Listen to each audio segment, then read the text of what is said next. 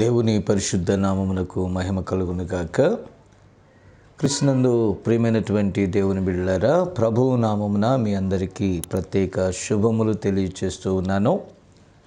గత కొద్ది దినాలుగా మనము ధ్యానించుచున్న అంశము లౌదికియా సంఘకాలము. అయితే ఈరోజు మరి అందులోనే మరొక భాగమును ఈరోజు మనం ధ్యానం చేద్దాం. మరి ఇది నా ప్రసంగము కాదు, కానీ మన ప్రవక్తయు ఈ కాలపు వర్తమానికుడైన విలియం మరియన్ బ్రెన్హామ్ గారి వర్తమానములలో నుండి నేను మీకు అందిస్తూ ఉన్నాను. ఇది 7 సంఘకాలములు అనేటటువంటి వర్తమానంలో చివరి సంఘకాలమైనటువంటి లవోదికియా సంఘకాలంలో మరి ప్రవక్త బోధించిన అంశాలలో కొన్నిటిని ఈ దినము మరలా నేను మీ ముందుకు తేవటానికి ప్రయత్నం చేస్తున్నాను.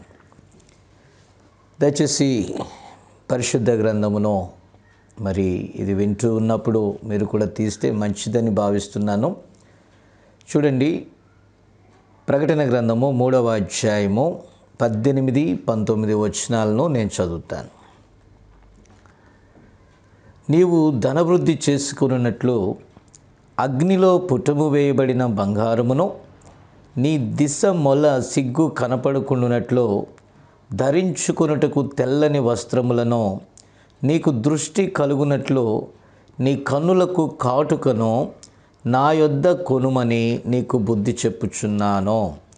నేను ప్రేమించు వారినందరినీ గద్దించి శిక్షించుచున్నాను గనుక నీవు ఆసక్తి కలిగి మారు మనసు పొందుమో. Praise the lord. చిన్న ప్రార్థన చేద్దాం. ప్రేమ కలిగిన మా తండ్రి యేసయ్యా, నీకు స్తుతి స్తోత్రాలు చెల్లిస్తున్నాం నాయన. తిరిగి ఈ రీతిగా నీ ప్రియ బిడలతో మాట్లాడటానికి మీరు మాకు ఇచ్చిన ఈ దివ్యమైన సమయాన్ని బట్టి నీకు స్తుతులు స్తోత్రాలు నాయన. ముఖ్యంగా ప్రభువా, ఈ వాక్యము ఎవరి యొద్దకైతే వెళ్తుందో వారి హృదయాలలో, వారి అంతరంగములో నీ క్రియ జరుగునట్లుగా నీ పరిశుద్ధాత్మ కార్యమును అక్కడ జరిగించండి. ఇదిగో ప్రభువా, మాట్లాడుచున్న నేను, ఇదిగో ప్రభువా, కేవలం నా స్వరాన్ని నేను ఇస్తున్నాను. ఎందుకంటే ఇది మా ప్రియ ప్రవక్త ద్వారా మీరు ఆనాడే నైనా బోధింపచేశారు. తిరిగి పరిశుద్ధాత్మ సహాయముతో నైనా తిరిగి ఈ కాలానికి మా పరిస్థితులకు అనుగుణంగా ప్రభువా అన్వయించుకొనుచు లేఖనం అనేటటువంటి అద్దములో నుండి ఈ కాలగతులను చూస్తూ మేము ముందుకు సాగుచుండగా కేవలం నీ నోటికి ఒక బూరగా నైనా నన్ను వాడుకొని తద్వారా నీ నామానికి మహిమ తెచ్చుకోండి. నీ నామమునకే అత్యధిక మహిమ, ఘనత, ప్రభావాలు ఆరోపించుకోమని మీరే రంగం మీదకు వచ్చి ఈ వాక్యాన్ని నైనా మీరు తీసుకొని మాకు ఆశీర్వాదకరంగా పంచిపెట్టమని, కృపతో జ్ఞాపకం చేసుకోమని యేసు నామమున అడుగుచున్నాము. ఆమేన్. ప్రియులారా, ఈ దిన అంశమునకు ఉపశీర్షిక కాలముల యొక్క కడపటి సలహా. కాలముల యొక్క కడపటి సలహా. ప్రియ దేవుని బిడ్డలారా, దేవుని యొక్క ఆలోచన ఎంత సంక్షిప్తంగా ఉన్నదో మరి మనం చూస్తూ ఉన్నాం. ఈ చివరి కాల సంఘమును ఒక్క నిరీక్షణకు ఆయన గురి చూపుచూ ఉన్నాడు. ప్రియమైన దేవుని బిడ్డలారా, ఆ యొక్క నిరీక్షణ ఇలా ఉన్నది. నా యొద్దకు వచ్చి కొనుమని ఆయన చెప్పుచున్నాడండి. ఇక వేరే ఛాన్స్ మనకు లేదు. తిరిగి మనము వాక్యము దగ్గరకు రావలసినదే. కాబట్టి నా యొద్ద కొనుమను ఈ పద సంబంధమును బట్టి దేవుని రాజ్య సంబంధమైన ఆత్మీయ ఉత్పాదనలకు లవోదికియా సంఘము ఏ విధముగా కూడా యేసుతో సంప్రదింపులు జరిగించుట లేదని ప్రవక్త క్లియర్గా అక్కడ చెప్తున్నాడండి. ఎందుకంటే దేవునిని వారు విడిచిపెట్టేశారు. దానికి బదులుగా వారి స్వంత వ్యవహారాలు, వారి స్వంత ఆలోచనలు, వారి స్వంత సిద్ధాంతాలే దైవోపదేశములను వారు బోధిస్తూ ఉన్నారండి. చూసారా? ఎందుకంటే వారి చెప్పుకొనుచున్నది ఏది కూడా ఆత్మ సంబంధమైనవిగా ఉండలేదని ప్రవక్త చెప్తున్నాడు. కానీ వారు చెప్పుకొనుచున్నారంట, మేము మంచిగా ఉన్నామో. చూడండి, ఇది బ్లెస్సింగ్ కాదా? మరి ఈ యొక్క ధనవృద్ధి దేవుడే ఇవ్వాలి కదా, ఆయన లేకుండా ఏది కలగలేదు కదా. మంచిదే, కానీ వాక్యము లేక సత్యము లేని ధనము ఖచ్చితంగా అది అబద్ధమే. కాబట్టి ప్రియులారా, ఈ లౌదీకియా సంఘమే, ఆ సంఘ కాలమే ధనవృద్ధి చేసుకునేటటువంటి కాలమట. ఎందుకంటే అది పూర్తిగా గ్రుడ్డిదైపోయింది. ఎప్పుడైతే అది బ్లైండ్ అయిపోయిందో దాని చూపు దేని మీద పడిందంటే ఈ లోక సంబంధమైన ఐశ్వర్యాల మీద పడింది. కాబట్టి ప్రియమైన దేవుని బిడ్డలారా, ఇక్కడ ప్రవక్త అంటున్నాడు, వారి మధ్య పౌలు గారు చెప్పినటువంటి మాటను గుర్తు చేస్తున్నాడు. ఫిలిప్పి 2:13లో, ఎందుకనగా మీరు ఇచ్చయించుటకునో కార్యసిద్ధి కలగజేసుకొనుటకునో తన దయా సంకల్పము నెరవేరుటకై మీలో కార్యసిద్ధి కలుగచేయువాడు దేవుడే. ప్రియులారా, అలాగున ఈ సంఘములు ఏం చేస్తున్నాయంటే, ఇక్కడ దేవుడు కొన్ని కార్యాలను అక్కడ జరిగిస్తూ ఉన్నాడు. వారి దృష్టిలో అవి మరి వాక్యాన్ని లేకపోతే సత్యాన్ని విడిచి వెళ్ళినా కూడా మేము కరెక్ట్గా ఉన్నాము అనేటటువంటి భావనను వారిలో పుట్టిస్తూ ఉంది. మీరు దయచేసి గమనించాలి. ఈ కడవరి సంఘ శాఖల సిద్ధాంతముల ద్వారా నడిపించబడుచున్న ఈ సంఘాలు దయచేసి గమనించాలి. వారు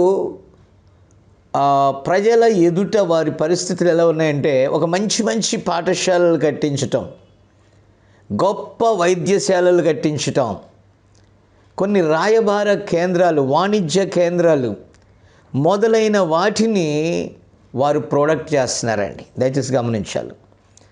అప్పుడు ప్రజలు ఏమనుకుంటున్నారంటే, ఈ మిషనరీ వర్క్స్ అన్నీ కూడా, పనులన్నీ కూడా ఎంతో దయతోనూ ఆత్మీయంగా, లేకంటే ఆత్మీయంగా ఆ పరిస్థితులు ఉన్నాయి అని వారు అనుకునేటట్టుగా అది భ్రమపరుస్తూ ఉంది.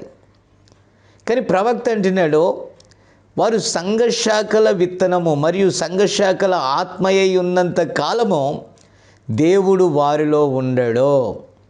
అది నిజముగా విత్తనము కాదు, అది నిజముగా దేవుని యొక్క ఆత్మ ప్రేరేపణ కాదండి. వారు తమ ఓన్ ఇమేజ్, ఆ సంఘ శాఖ యొక్క రూపమును, సంఘ శాఖ యొక్క ఆకర్షణను వారు ఉత్పత్తి చేసుకున్నారు, ప్రమోట్ చేసుకుంటున్నారు అంతే. ఇదిగో మన సంఘం వాళ్ళందరికీ ఇది, దీనిలో మీరు చదివించుకోండి, ఇక్కడ వైద్యం చేయించుకోండి అని అంటే, అక్కడ దేవుని శక్తికి వారు అవకాశం ఇవ్వట్లేదండి. ఎందుకంటే అవి చేసేవి చాలా ఉన్నాయి. ఈ సాంఘికపరమైన కార్యకలాపాలు చేయటానికి ఈ లోకం ఉంది. అవి ఎలాగో దాని పని అది చేసుకుంటూ పోతుంది. కానీ అసలు ఈ శ్రేష్టమైన పనిని విడిచిపెట్టేసి ఈరోజు సంఘాలు, ఈ డినామినేషన్స్ ఏం చేస్తున్నాయంటే భౌతిక ఆకర్షణల వైపు లాగిస్తూ ఉన్నాయి, ప్రజలను ఆకర్షిస్తూ ఉన్నాయండి. దయచేసి గమనించాలి. విషయం ఏంటంటే, నా ప్రియమైన దేవుని బిడ్డలారా, దయచేసి గమనించాలి. ఈరోజు ప్రవక్త మాట్లాడిన కాలానికి ఇప్పటికీ ఇంచుమించుగా 5 దశాబ్దాలు కాలం దాటిపోయిందండి. ప్రియులారా, ఈ మధ్యకాలంలో ఆయన బోధించిన యొక్క ప్రసంగాలలో ఉన్నటువంటి ఆ ప్రాఫెసీ, ఆ యొక్క ప్రవచనాత్మకమైనటువంటి విశేషతలు ఈ 50 ఏళ్ల కాలంలో మరింతగా నెరవేరాయండి. ఈరోజు మన కన్నుల ఎదుట ఈ ఆధునిక సేవకులు, ఈ కార్పొరేట్ సేవకులు ఈ మధ్యకాలంలో ప్రపంచవ్యాపితముగా వచ్చినటువంటి పాండమిక్ పరిస్థితుల్లో వారు దయాదాక్షిణ్యాలు చాలా విస్తృతంగా వెళ్ళాయి. ప్రజలు వారిని కొనియాడుచున్నారు, కీర్తిస్తున్నారు, గణపరుస్తున్నారు. ఇక్కడ వాక్యమునకు బదులుగా బాహ్య విషయాలు హైలైట్ అవుతున్నాయి. ప్రియా దేవుని బిడ్డలారా, ప్రేమ ఉండాలి. ఆ ప్రేమ వాక్య ఆధారముతో పరిశుద్ధాత్మ చేత ఆమోదించబడినదై ఉండాలి. ఇక్కడ మనుషులను ఆకర్షించటం కాదు గొప్ప విషయం. ముందుగా నిర్ణయింపబడిన వారిని పిలిచేదే ఈ గడియ వర్తమానము. దేవునికి స్తోత్రం. కానీ ఇక్కడ ఈ సంఘకాలాన్ని మరి మనం చూస్తే అక్కడ ఆ సలహా ఇస్తున్నాడు ప్రభువు. నీవు ధనవృద్ధి చేసుకొనున్నట్లు అగ్నిలో పుటము వేయబడిన బంగారమును నా యొద్ద కొనుము. హల్లెలూయా. కాబట్టి ప్రియులారా, ఇక్కడ చూస్తే ఈ ప్రజలకు విస్తారమైన బంగారం ఉన్నది. అయితే అది ప్రవక్త అంటున్నాడు తప్పుడు రకమైనది. అది మనుషుల ప్రాణాలను కొని వారిని నాశనము చేసినటువంటి బంగారము. మనుషుల ప్రవర్తనను మడతలు పెట్టి మలుపులు త్రిప్పినటువంటి బంగారము వంటిది. ఎందుకనగా దానిని ప్రేమించుట సమస్త కీడులకు మూలమై ఉన్నది అని బైబిల్ చెప్తుందండి. అవును, ధనాపేక్షే వారి ఎయిమ్, వారి గురి, వారి లక్ష్యం. అంతేగాని నశించు ఆత్మ ఎడల వారికి ఎలాంటి మరి దాని వాల్యూస్, దాని యొక్క విలువేంటో తెలియనిటువంటి స్థితిలోనికి అది తీసుకొని వెళ్తుంది. కాబట్టి అసలు ప్రాముఖ్యతను విడిచిపెట్టి సరైన క్రమాన్ని, సత్యాన్ని విడిచిపెట్టి ఈ భౌతిక కార్యకలాపాలలోనికి తీసుకొని పోయేటటువంటి పరిస్థితులు చూసి ప్రజలు అనుకుంటున్నారు నిజంగా అక్కడ దేవుడు ఉన్నాడు, అక్కడ దేవుని ప్రేమ ఉంది, అక్కడ దేవుని యొక్క మరి అది లేకపోతే, దేవుని ప్రేమ అక్కడ లేకపోతే ఇంత మంచి హాస్పిటల్స్ కడతారా, ఇంత చక్కని స్కూల్స్ కడతారా, మనకి స్కాలర్షిప్లు కూడా ఇస్తున్నారు కదా. అది పచ్చి మోసం. నీవు నాకు మ్రొక్కితే ఈ లోక రాజ్యాలన్నీ నీకు ఇస్తానని ప్రభువుని ఎలాగైతే టెంప్ట్ చేయాలని సాతానుగాడు చూశాడో, ఈరోజు ఈ సంఘాలలో ఉన్నటువంటి దేవుని పిల్లలుగా చలామణి అవుతున్నటువంటి వారిని సాతానుడు మోసగిస్తున్నాడు. కానీ రూపం మార్చాడు అంతే.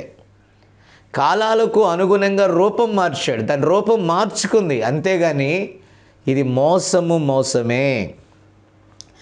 చూడండి, ప్రకటన గ్రంథము 18వ అధ్యాయంలో ప్రవక్త చెప్తున్నాడు, 1-14 వచనాల విషయాలు చూపిస్తున్నాడు.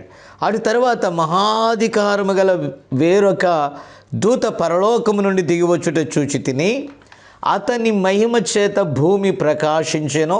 అతడు గొప్ప స్వరముతో ఆర్భటించి ఇట్లనెను, మహాబబులోను కూలిపోయెను, అది దెయ్యములకు నివాస స్థలమును, ప్రతి అపవిత్రాత్మకు ఉనికి పట్టును, అపవిత్రమును అసహ్యమునైన ప్రతి పక్షికి ఉనికి పట్టును ఆయను. ఏలయనగా సమస్తమైన జనములు మహోద్రేకముతో కూడిన దాని వ్యభిచార మద్యమును త్రాగి పడిపోయిరి. భూరాజులు దానితో వ్యభిచరించిరి. భూలోకమందలి వర్తకులు దాని సుఖభోగముల వలన ధనవంతులైరి. ఇంకా చూడండి, మరియు ఇంకొక స్వరము పరలోకము నుండి ఇలాగు చెప్పగా వింటిని, నా ప్రజలారా, మీరు దాని పాపములలో పాలివారు కాకుండునట్లును దాని తెగుళ్లలో ఏదియు మీకు ప్రాప్తించకుండునట్లును దానిని విడిచిరండి. Praise God. చూసారా? ఎందుకంటే దాని పాపములు ఆకాశమునంటుచున్నవి, దాని నేరములను దేవుడు జ్ఞాపకము చేసుకొని ఉన్నాడు. అది ఇచ్చిన ప్రకారము దానికి ఇయుడి, దాని క్రియల చొప్పున దానికి రెట్టింపు చేయడి. అది కలిపిన పాత్రలో దాని కొరకు రెండంతలు కలిపి పెట్టుడి. అది నేను రాణినిగా కూర్చుండుదానను, నేను విధవరాలను కాను, దుఃఖము చూడనని తన మనస్సులో అనుకొనెను గనుక అది తన్ను తాను ఎంతగా గొప్ప చేసుకొని సుఖభోగములను అనుభవించెనో అంతగా వేదనను దుఃఖమును దానికి కలుగచేయుడి. అందుచేత ఒక్క దినముననే దాని తెగుళ్ళు అనగా మరణమును, దుఃఖమును, కరువును వచ్చును. దానికి తీర్పు తీర్చుచున్న దేవుడైన ప్రభు బలిష్ఠుడు గనుక అది అగ్ని చేత బొత్తిగా కాల్చివేయబడును. దానితో వ్యభిచారం చేసి సుఖభోగములను అనుభవించిన భూరాజులు దాని బాధ చూచి భయాక్రాంతులై దూరమున నిలవబడి దాని దహన ధూమమును చూచున్నప్పుడు దాని విషయమై రొమ్ము కొట్టుకొనుచు ఏడ్చుచు, అయ్యో అయ్యో బబులోను మహాపట్టణమా, బలమైన పట్టణమా, ఒక్క గడియలోనే నీకు తీర్పు వచ్చును కదా అని చెప్పుకొందరు. లోకములోని వర్తకులను ఆ పట్టణమును చూచి ఏడ్చుచు తమ సరుకులను అనగా బంగారు, వెండి, రత్నములు, ముత్యములు, సన్నపు నారబట్టలు, ఊదారంగు బట్టలు, పట్టుబట్టలు, రక్తపు వర్ణపు బట్టలు మొదలైన సరుకులను, ప్రతి విధమైన దబ్బమ్రానును, ప్రతి విధమైన దంతపు వస్తువులను, మిక్కిలి విలువగల కర్ర, ఇత్తడి, ఇనుము, చలువురాళ్ళు మొదలైన వాటితో చేయబడిన ప్రతి విధమైన వస్తువులను, దాల్చిన చెక్క, ఓమము, ధూప ద్రవ్యములు, అత్తరు, సాంబ్రాణి, ద్రాక్షారసము, నూనె, మెత్తని పిండి, గోధుమలు, పశువులు, గొర్రెలు మొదలగు వాటిని, గుర్రములను, రథములను, దాసులను, మనుషులను, ప్రాణములను ఇక మీదట ఎవడును కొనడో. నీ ప్రాణమునకు ఇష్టమైన ఫలములు నిన్ను విడిచిపోయెనో, రుచ్యమైనవన్నీయు దివ్యమైనవన్నీయు నీకు దొరకకుండా నశించిపోయినవి. అవి ఇక మీదట కనబడవని చెప్పుకొనుచు దాని గూర్చి దుఃఖపడుదురు. ఇది నిశ్చయముగా కడవరి దినము యొక్క నిర్మాణాత్మక సంఘములు. చూసారా? వారి యొక్క ఆ నిర్మాణాత్మక సంఘముల యొక్క పరిస్థితులను చూపిస్తుందండి.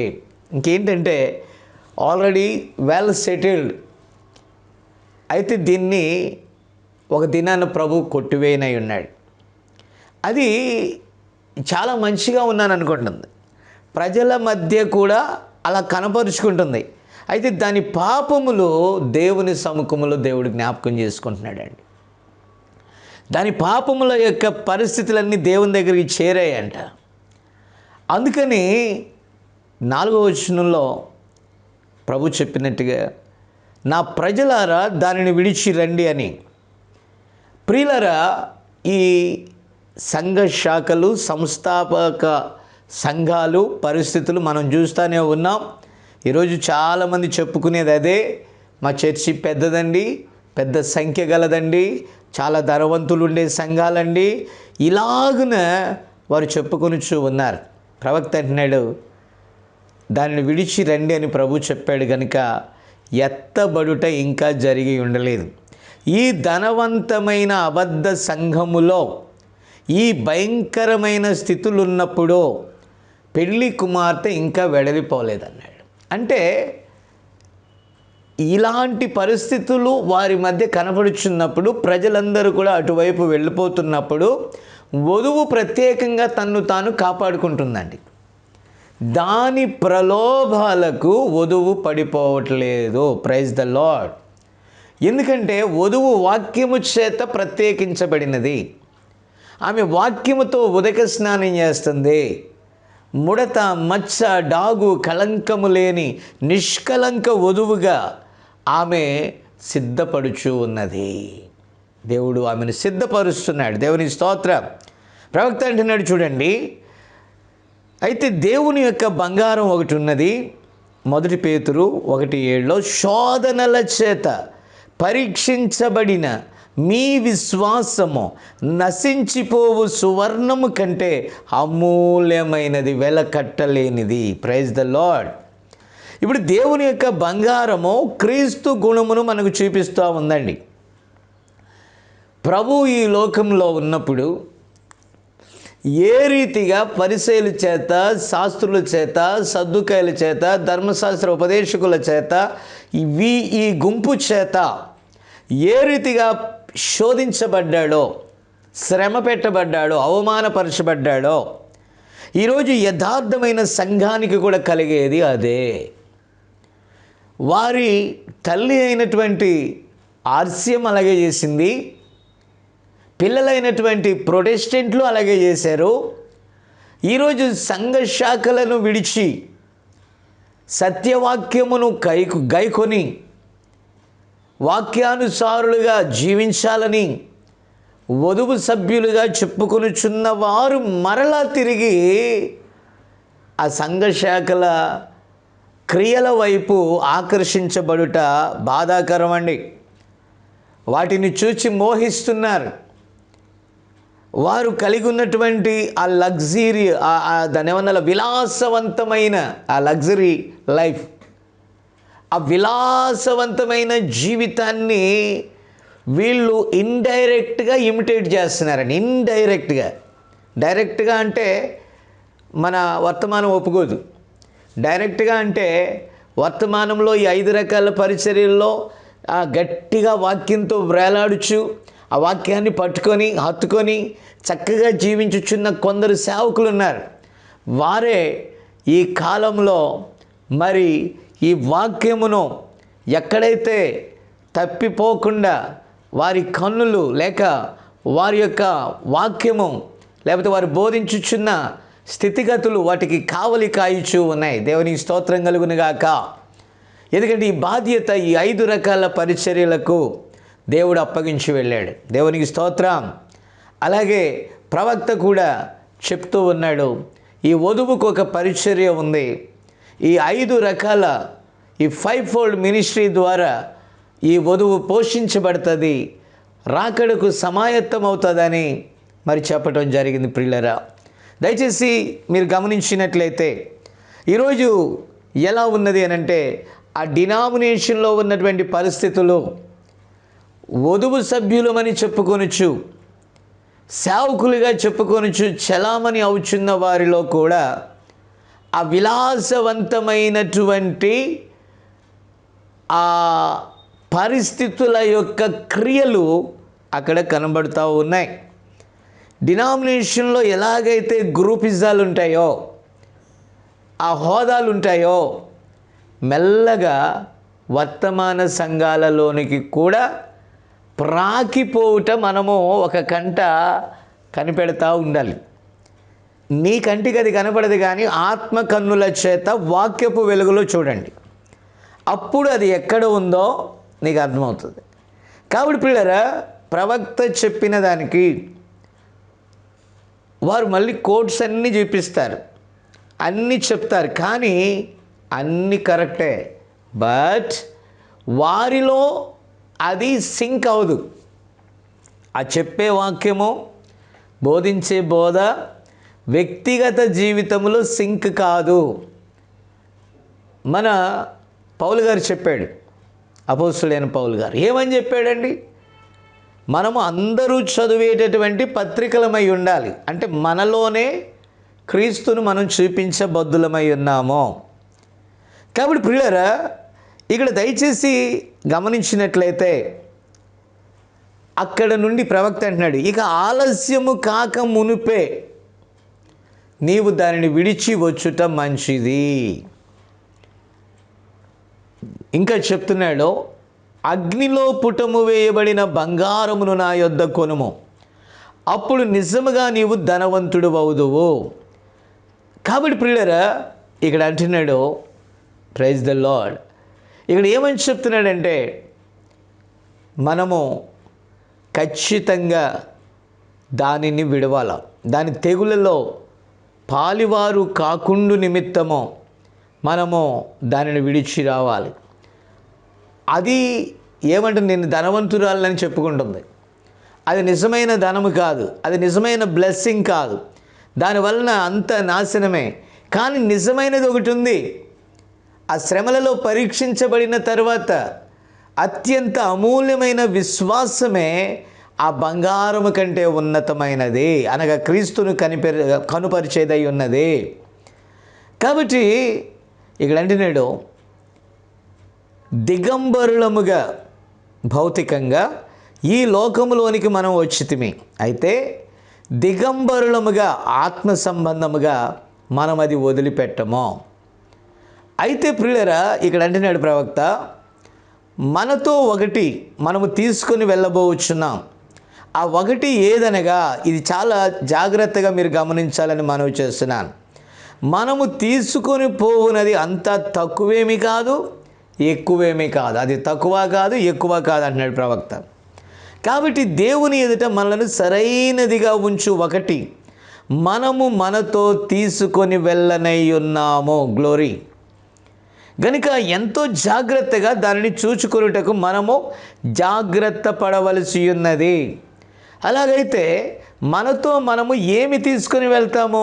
ప్రవక్త అంటున్నాడు, సహోదరుడా, మన ప్రవర్తనను మనము తీసుకొని వెళ్ళుదుమో, ఎవని క్రియలు వాని వెనకాల వెళ్తాయని ఉంది బైబిల్లో. అర్థమవుతుందా? కాబట్టి పిల్లరా, మీరు దయచేసి గమనించండి, మనతో మనము తీసుకొని వెళ్ళునది అదే.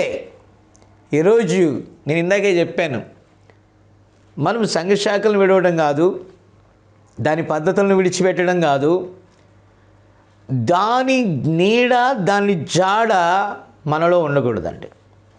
అంటే నేను ఇందాక చెప్పాను, చెప్పే బోధలు బాగున్నాయి, బైబిల్ కోట్స్ బాగున్నాయి, వర్తమానంలో ప్రవక్త చెప్పిన కోట్స్ కూడా వెల్ డన్, అద్భుతంగా ఉన్నాయి, చక్కగా ఒళ్ళి వేస్తున్నారు, గాడ్ బ్లెస్ దెమ్. బట్ అది వారిలో సింక్ కావట్లేదు. చెప్పేదొక్కటి, వారి జీవితం మరొకటి, బోధించేదొక్కటి, ఆ బోధ ప్రకారము జీవించేది మరొకటిగా ఉంది. కాబట్టి ఈరోజు ఈ శ్రమల ద్వారా మన విశ్వాసం ఏమవుతుంది? పుటము వేయబడతా ఉంది. వీళ్ళు కూడా రిలాక్స్ అయిపోయారు కదా, మాకేంటి సార్, బోలని సంఘాలు ఉన్నాయి, సంఘ సభ్యులు కూడా విస్తారమైన సంఖ్య, డాక్టర్లు ఉన్నారు, ఇంజనీర్లు ఉన్నారు, గొప్ప గొప్ప జాబ్ చేసేవాళ్ళు ఉన్నారు, గల్ఫ్ కంట్రీస్ వెళ్ళిన వాళ్ళు ఉన్నారు. ఇక మనం ఏం అడగాల్సిన పని లేదు సార్. సంఘంలోకి మనం అడగకుండానే దానికదే ధనము సమృద్ధిగా వచ్చేస్తుంది. ఏదో తేడా ఉంది బ్రదర్, ఏదో ప్రాబ్లం ఉంది. ఇంజనీర్లు రాకూడదని కాదు నా ఉద్దేశం, డాక్టర్లు రాకూడదని కాదు నా ఉద్దేశం, గొప్ప వంశపు వారు రాకూడదని కాదు నా ఉద్దేశం. దేవునికి ఏ భేదము లేదు. బట్ అక్కడ ఏదో రిలాక్స్ అయిపోయినటువంటి పరిస్థితి ఉంది. నీకు శ్రమ తెలియట్లేదు, కష్టం తెలియట్లేదు, ఏ శోధన నీకు లేదు, నువ్వు రిలాక్స్ అయిపోయావు. చక్కగా సండే, అలాగే వెన్స్డే, లేకపోతే సాటర్డే, లేకపోతే సంఘాలు ఎప్పుడైనా కూడుకున్నప్పుడు ఏదో ఒక ప్రసంగం తీసుకుంటున్నావు, దాన్ని చక్కగా బోధిస్తున్నావు, చక్కగా వివరిస్తున్నావు, సంఘ క్రమని పిల్లలకు బోధించావు, సంఘ సభ్యులకు బోధించావు, వారు దాన్ని పాటిస్తున్నారు, ఎంటర్టైన్మెంట్ కింద చక్కగా జరిగిపోతుంది. కానీ మార్పేది? చర్చి వరకు వెల్ డన్, లోపల వరకు వెల్ డన్, సంఘ క్రమము వెల్ డన్, సంఘ పరిస్థితులు వెల్ డన్, అన్నీ కూడా సూపర్ అండి. బట్ వారి లోపల ప్రవర్తన వేరుగా ఉంది. ఆ సేవకుడికి భయపడో, సంఘ పెద్దలకు భయపడో, అక్కడ ఉన్న వాతావరణానికి భయపడో ఎంతో చక్కగా ఉన్నారు. కానీ అదే వాతావరణం వారు ఎక్కడ ఉన్నా కూడా కనబడాలండి. Praise the lord. కాబట్టి ప్రియమైన దేవుని బిడ్డలారా, ఈరోజు మనము ఈ లౌదికీయ సంఘకాలాన్ని గూర్చి బోధించేటప్పుడు మరి ప్రవక్త కూడా చెప్పిన విధంగా మనము దానిని గురించి చాలా ఘనంగా మరి వర్తమానాలు ఇస్తున్నాం. అది అలాంటిది అంటున్నాం, ఇలాంటిది అంటున్నాం, అది అలా ఇలా కరెక్టే 100%. బట్ దాని ఛాయ మనలో ఒకవేళ కనబడుతుందేమో అనేది పరిశీలన చేసుకుంటే మరింత పర్ఫెక్ట్గా ఉంటుందండి.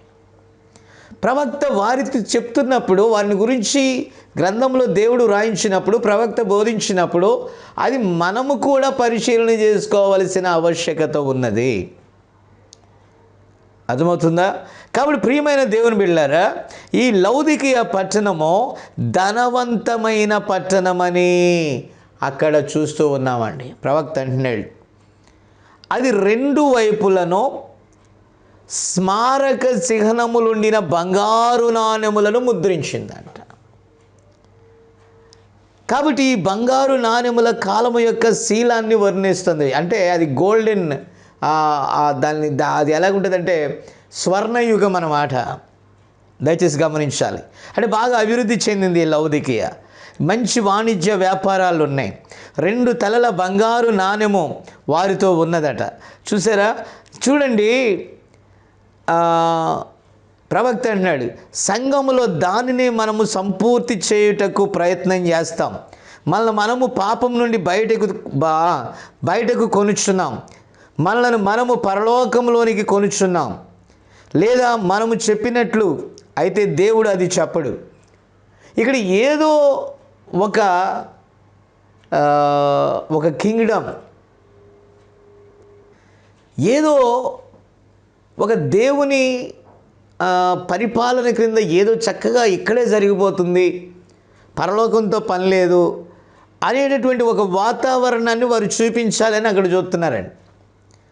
కానీ ప్రవక్త అంటున్నాడు, దేవుడు చెప్పింది కాదు అది. వారు దేవుడు చెప్పాడని చెప్తున్నారు, కానీ వారు మనం దాన్ని దీన్ని డబ్బుతో కొనేయచ్చు అనుకుంటున్నారు, కానీ పరలోక రాజ్యాన్ని కూడా కొనేయచ్చు అనుకుంటున్నారు. కానీ డబ్బుతో ప్రవక్త పలుమార్లు చెప్పాడు, డబ్బుతో దేవుని రాజ్యాన్ని మనం సాధించలేము. అక్కడ ఏదో తేడా ఉందన్నాడు.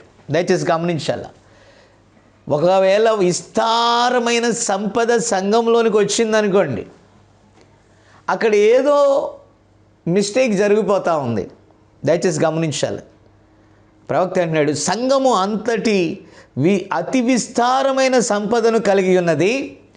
దానికి ఇవ్వబడిన ఎట్టి సమయంలోనైనా సమస్త ప్రపంచ వాణిజ్య పద్ధతులను ఆమె తీసుకొనగలదో. నిజముగా ప్రపంచ సంఘముల సమాఖ్య యొక్క ఒక నాయకుడు బహిరంగముగా ఇలాగూ ప్రవచించాడంట. ఆ దినాల్లో భవిష్యత్తులో ముందుగా జరగబో వాటిలో సంఘము ఏ విధముగా ఉండునో, ఏమి చేయగలుగునో, ఏ విధముగా చేయనను అనున్నది అతడు ప్రవచించాడంట. ఎలా జరుగుద్దో ప్రవచించాడంట. అయితే వారి యొక్క బాబేలు, చూసారా, ఈ గందరగోళ సంఘాలు, బంగారు గోపురము పడిపోవును, కేవలము కొలిమిలో పుటము వేయబడిన బంగారము మాత్రమే నిలిచియుండును, పైకి చెప్పుకుని బంగారం కాలిపోద్ది. ఈ గొప్ప ఆకర్షణీయమైన దంతపు వస్తువులు కాలిపోతాయి. ఈరోజు వర్తమాన సంఘాలలో ఉన్నవారు కూడా ఆ చర్చి యొక్క అలంకరణలను హైలైట్ చేస్తున్నారు.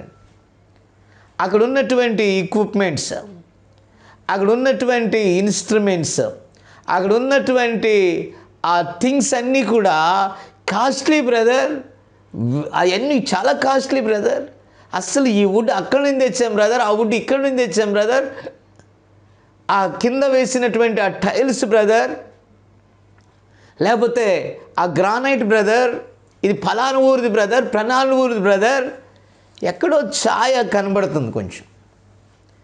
అంటే ఆ బబులోను సంఘముల వాసన వర్తమాన సంఘాలలో కొన్ని చోట్ల కనబడుతుంది. దీన్ని గురించి చెప్పుకోవడమే సరిపోతుంది. కానీ ఈ కాలపు వర్తమానము యొక్క మర్మయుక్తమైన విశేషాలను గూర్చి కొంచెం మైండ్ పెట్టే అవకాశం లేదు, ఆలోచన లేదండి.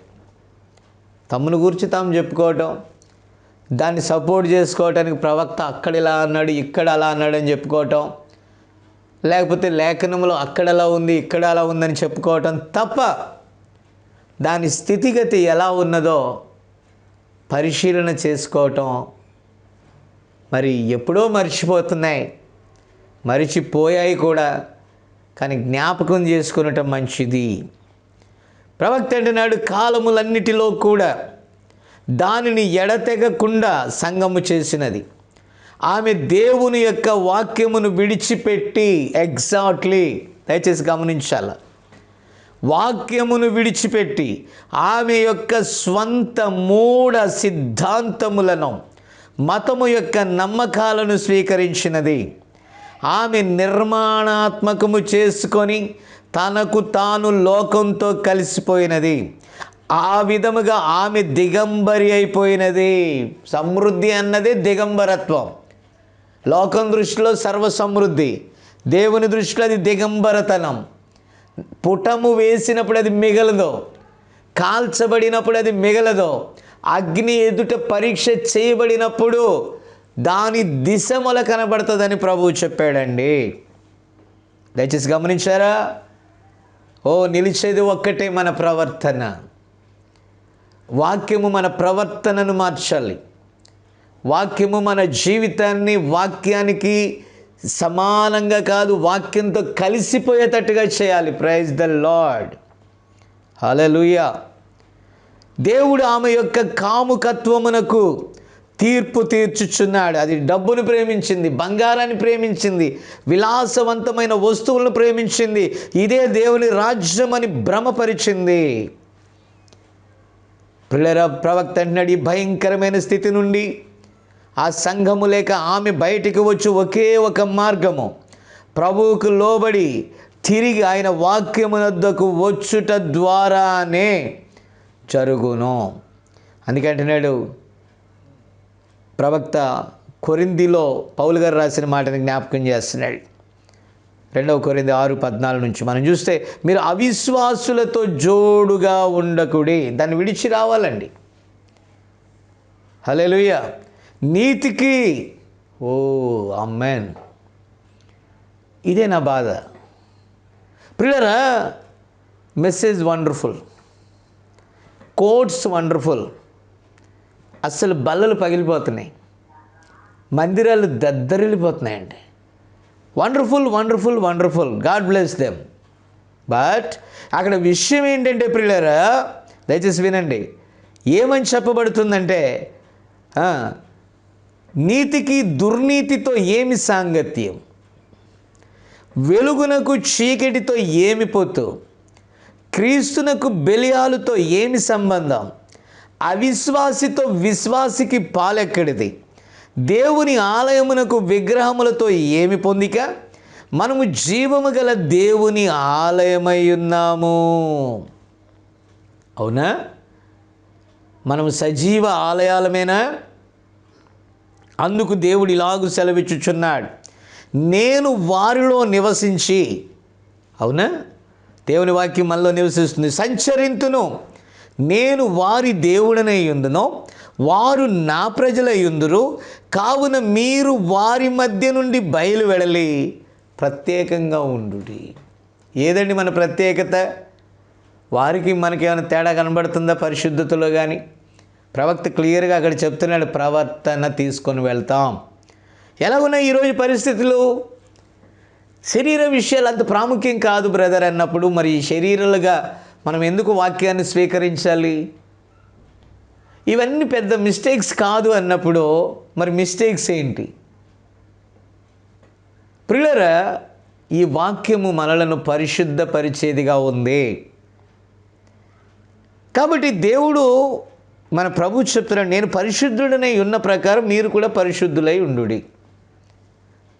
వాక్యానికి లోబడటమే పరిశుద్ధత. నువ్వు వాక్యానికి లోబడకుండా వాక్యం ఒకలాగా నీ జీవితం ఒకలాగా వెళ్ళిపోతే, అక్కడ అంటున్నాడు, మీరు వారి మధ్య నుండి వెడలి ప్రత్యేకంగా ఉండుడి. అపవిత్రమైన దానిని ముట్టకుడని ప్రభువు చెప్పుచున్నాడు.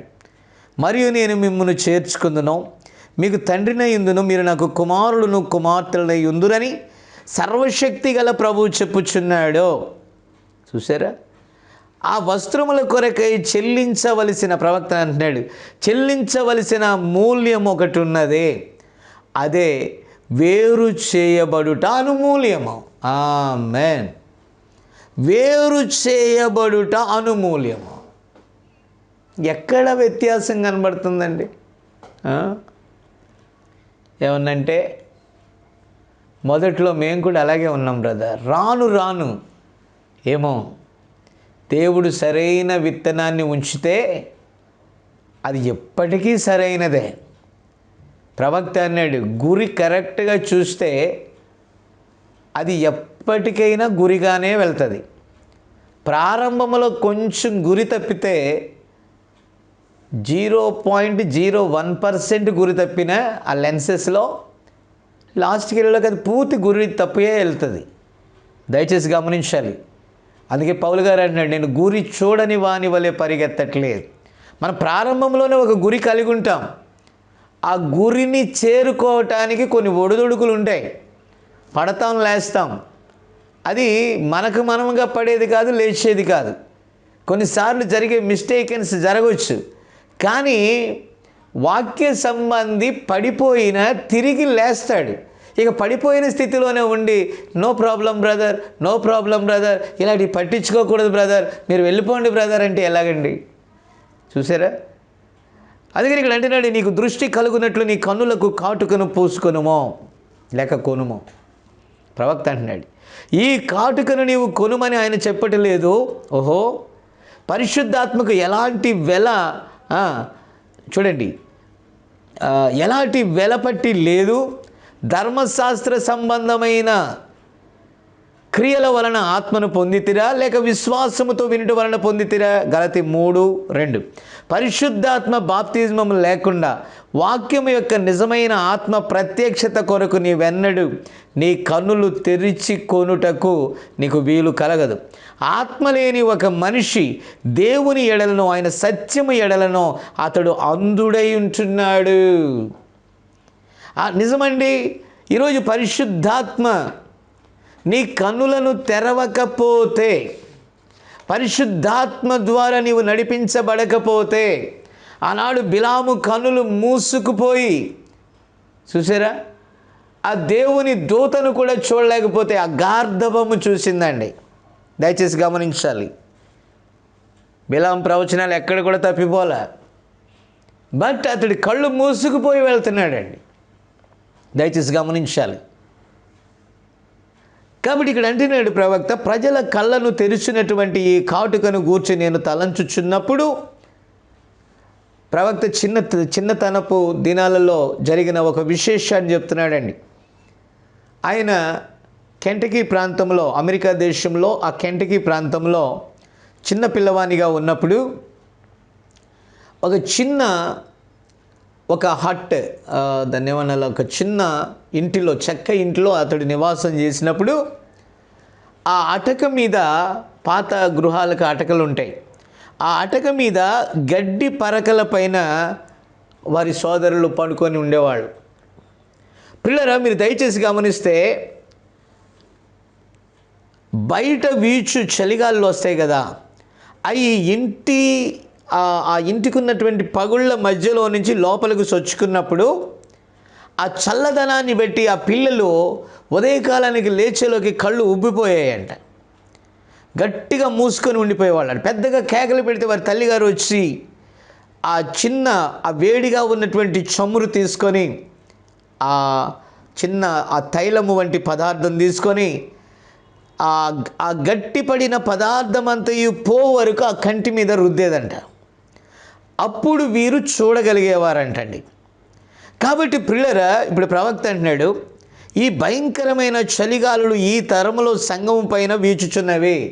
భౌతిక చలిగాలులు కాదు సుమా, ఇవి ఏంటంటే కళ్ళను మూసేటటువంటి ఆ సంఘ శాఖల వర్తమానాలు, బోధలు.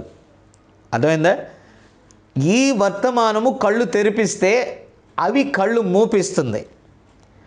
అది సత్య సంబంధమైనది, బాహ్యపరమైనవి తక్కువగాను, పరసంబంధమైన వాటిని గురించి ఎక్కువగా బోధిస్తే, ఈ సంఘశాఖ సిద్ధాంతం పరసంబంధమైన వాటిని తక్కువ చేసి బాహ్య సంబంధమైన వాటిని హైలైట్ చేస్తుంది. అది అక్కడ వచ్చినటువంటి పరిస్థితి. దానికి దీనికి ఉన్నటువంటి వ్యత్యాసం కూడా అదే. కాబట్టి ఇక్కడ అంటున్నాడు ప్రవక్త, ఆమె శక్తికి బదులు ప్రణాళికలు వేసుకుంటుందంట. ఎందుకంటే దైవశక్తి తెలియదు దానికి. వాక్యమునకు బదులుగా ప్రజలను మమేకం చేయాలా, సమైక్యపరచాలా, ధన సంపత్తిని కూడగట్టుకోవాలా, అన్ని సంఘాల కంటే తమ సంఘం చాలా గొప్పది, ఎలాగ శక్తిలో కాదు, భక్తిలో కాదు, విశ్వాసంలో కాదు, సత్యంలో కాదు, దేనిలో ధన వృద్ధి చేసుకొనుటలో పెద్దది. అందుకే గోపురాలు కట్టడం మొదలు పెడతారు, టవర్స్. ఈ గోపురాలే బాబేలు గోపురాలు, దయచేసి గమనించాలి. కాబట్టి ఇవి ఫలముల వైపు, ఆ మంచి ఫలము వైపు చూచుటకు బదులుగా చూడండి, జయము కొరకు సభ్యులను ఆమెను లెక్కించును. సభ్యులను ఆమె లెక్కిస్తుందంట. కాబట్టి ఈ మంచి ఫలాలు పక్కన పడేసి మనం వారికంటే వీరికంటే మన ప్రణాళికలు గొప్పవి, మన బోధ గొప్పది, లేకపోతే అది గొప్పది, ఇది గొప్పది, మనకు కలిగిన సమృద్ధి గొప్పది అన్నట్టుగా అదేం చేస్తుందంటే మోసపరుచుచున్నది. ఇప్పుడు అంటున్నాడు ప్రవక్త, వేదాంత బోధ పండితులు విశ్వాసమునకై తలుపును మూసివేసి, చూసారా, ప్రవేశాన్నంతా కూడా నిషేధించుతారంట. వారు లోపల ప్రవేశించరు, లేదా ఎవరినైనా లోపలకు వెళ్ళనివ్వరు. ఒక విధమైన అవిశ్వాసం చేత వ్రాయబడిన, ఒక అవిశ్వాసి రాసినటువంటి మనశ్శాస్త్ర పాఠ్యపుస్తకములో నుండి వారి వేదాంతము బయటికి వచ్చినది. మనందరికీ అవసరమైన మనశ్శాస్త్రము పైన ఒక పాఠ్యపుస్తకం ఉన్నది, చూసారా. కానీ ఇప్పుడు చూడండి, ఒక అవిశ్వాసి చేత మనశ్శాస్త్ర పాఠ్యపుస్తకంలో నుండి వారి వేదాంతం బయటకు వస్తే ప్రవక్త అంటున్నాడు, మనందరికీ అవసరమైన మనశ్శాస్త్రము పైన ఒక పాఠ్యపుస్తకం ఉన్నది, అది బైబిల్ గ్రంథం. అది దేవుని చేత వ్రాయబడినది. మనుషుడి చేత వ్రాయబడిన సిద్ధాంతం వారికి ప్రామాణికం. దేవుని చేత వ్రాయబడినటువంటి బైబిల్ గ్రంథం వధువుకు ప్రామాణికం. దేవునికి స్తోత్రం. కాబట్టి దాని అర్థం చెప్పడానికి అక్కడ వేదాంత పండితులను ప్రమోట్ చేసింది. కానీ దీని అర్థం చెప్పడానికి నీకు కావలసింది ఒక్కటే, అది పరిశుద్ధాత్మను పొందుకొనుటయే. పరిశుద్ధాత్మ నీకు క్లారిటీగా తెలియజేస్తాడు. ఆమేన్. కాబట్టి ఆయనే గ్రంథాన్ని వ్రాసాడు కాబట్టి అందులో ఉన్న విషయాలు చెప్పటానికి సమర్థుడు ఆయనే. కాబట్టి ఇప్పుడు చూడండి, 1 కొరింథీ 2:9-16 ఉన్న విషయాలను ప్రవక్త చెప్తున్నాడు.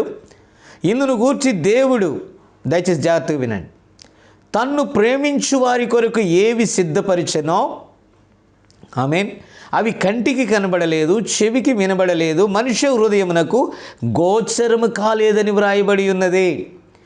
మనకైతే దేవుడు వాటిని గ్లోరీ తన ఆత్మ వలన బయలుపరచి ఉన్నాడు. ఆ ఆత్మ అన్నిటినీ, దేవుని మర్మములను కూడా పరిశోధించుచున్నాడు.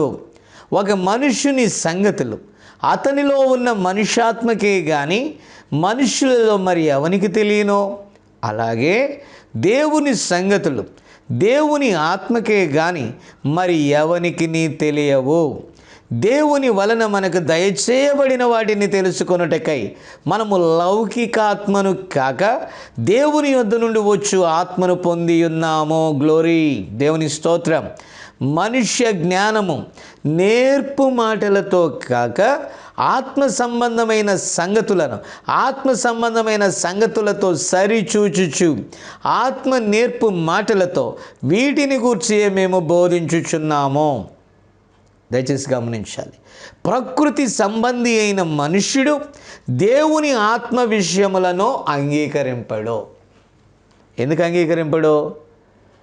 వారికి ఉన్నది భౌతిక నేత్రాలు, ఆత్మనేత్రాలు వారికి లేవు. శరీర సంబంధమైన మనస్సుతో, శరీర సంబంధమైన క్రియలతో, శరీరానుసారంగా ఉప్పొంగుచు ఇదే దేవుని కార్యము అని వారు చెప్పుకొనుచున్నారు.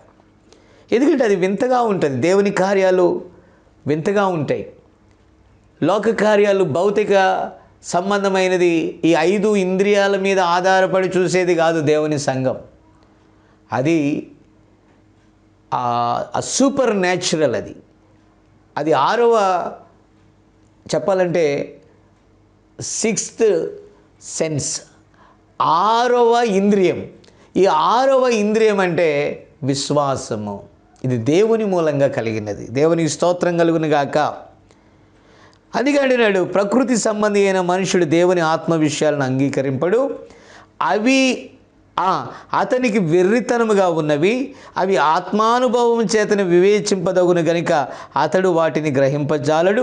ఆత్మ సంబంధి అయిన వాడు అన్నిటినీ వివేచించును గాని అతడు ఎవని చేతనైననో వివేచింపబడడు. ఆమేన్. ఇంకా చూడండి, ప్రభువు మనస్సు ఎరిగి ఆయనకు బోధింపగలవాడెవడు?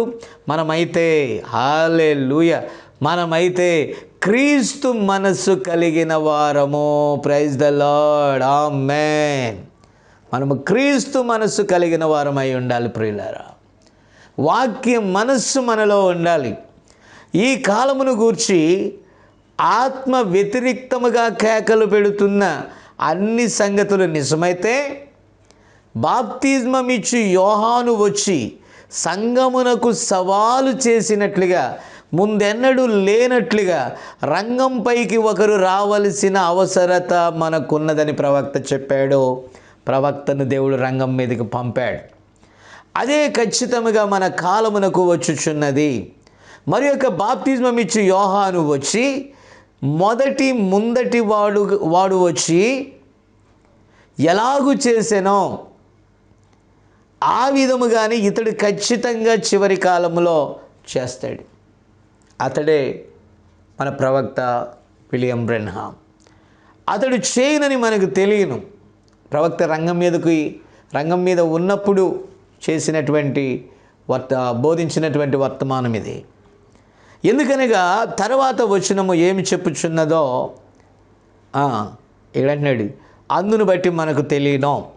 ఇక్కడ చూడండి, నేను ప్రేమించు వారినందరినీ 19లో అంటాడు, 3:19 ప్రకటన, గద్దించి శిక్షించుచున్నాను గనుక నీవు ఆసక్తి కలిగి మారు మనస్సు పొందుమో.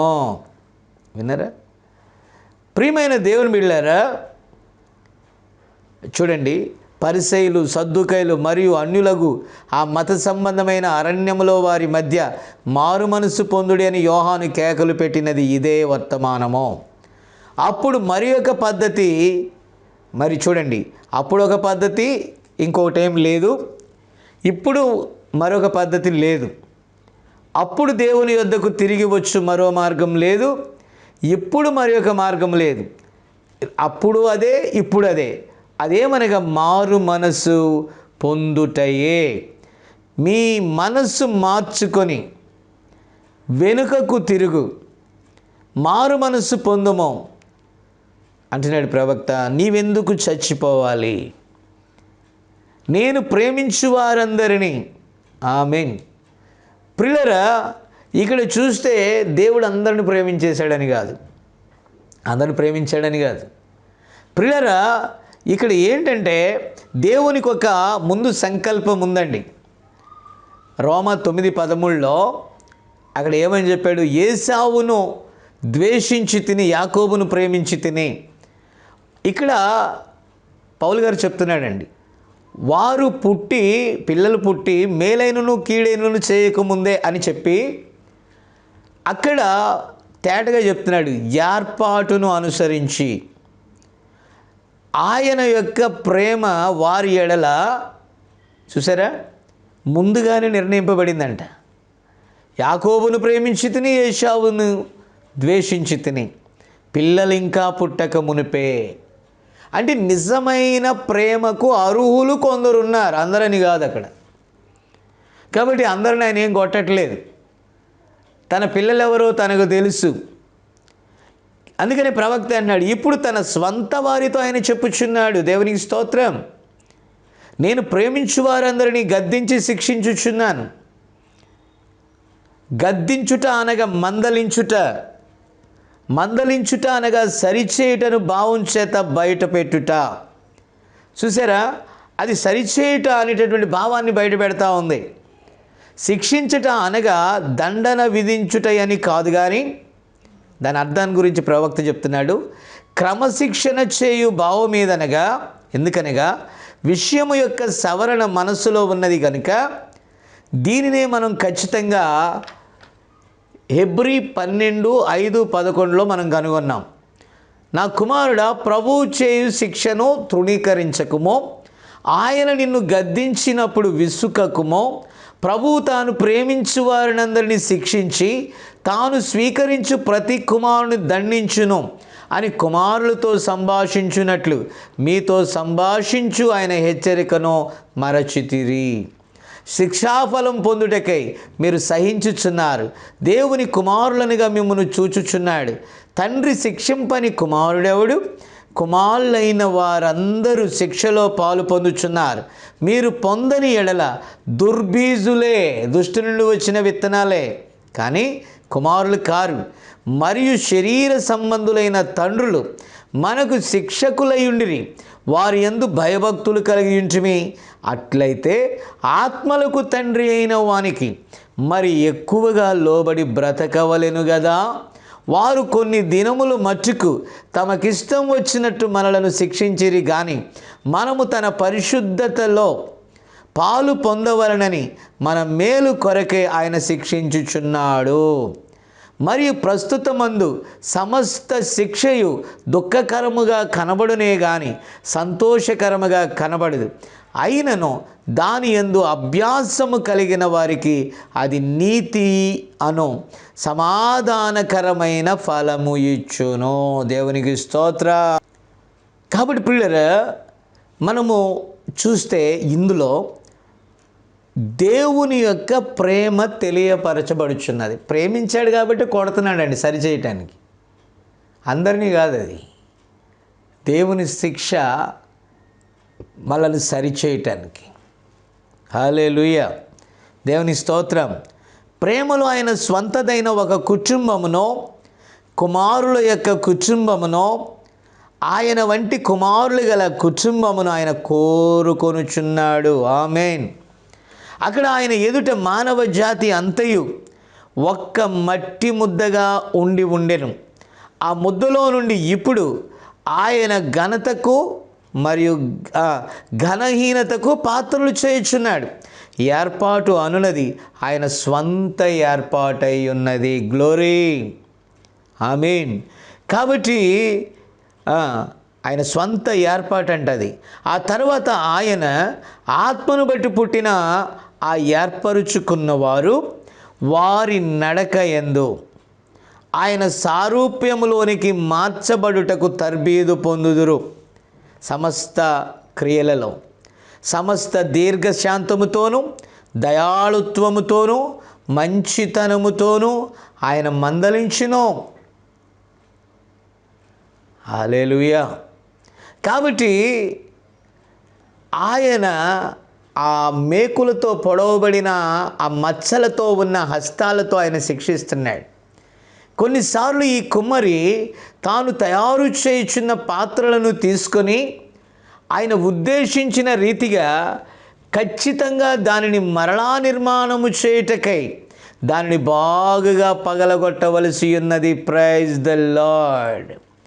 అయితే ఇది ఏమై ఉన్నది నా ప్రియ దేవుని బిడ్డలారా? దేవుని చేత కొన్నిసార్లు తగిలేటటువంటి ఆ దెబ్బలు, గాయాలు, అది ఆయన ప్రేమను తెలియజేస్తుంది. ఎందుకంటే రిలాక్స్ అయిపోతే ధనవృద్ధి చేసుకున్నాం, మాకేం కొదువు లేదు అనుకుంటే నీకు ఇక్కడే బెస్ట్. ఇక దేవుని రాజ్యాన్ని గురించిన హోప్ నీకు లేదు, ర్యాప్చర్ని గురించిన హోప్ నీకు లేదు. నీ బంగారం, నీ వెండి, నీ కారు, నీ అంతస్తు, నీకున్న బిల్డింగ్స్, నీవు రీమోడలింగ్ చేసిన చర్చెస్, ఆ న్యూ డెడికేషన్ చేసినవి, అవి సరిపోతాయి. రిలాక్స్. బట్ నిజమైన పిల్లలకు అవి సంతృప్తినివ్వవు. వెండున్నా, బంగారమున్నా, ఆస్తున్నా, ఐశ్వర్యమున్నా, అందమున్నా, ఏదున్నా వారిని సంతృప్తి పరచలేవండి. ఎందుకంటే దీనికి సంబంధించిన వారు కాదు వీరు. వీరి ఆత్మ రగులుతూ ఉంటుంది, చూసారా?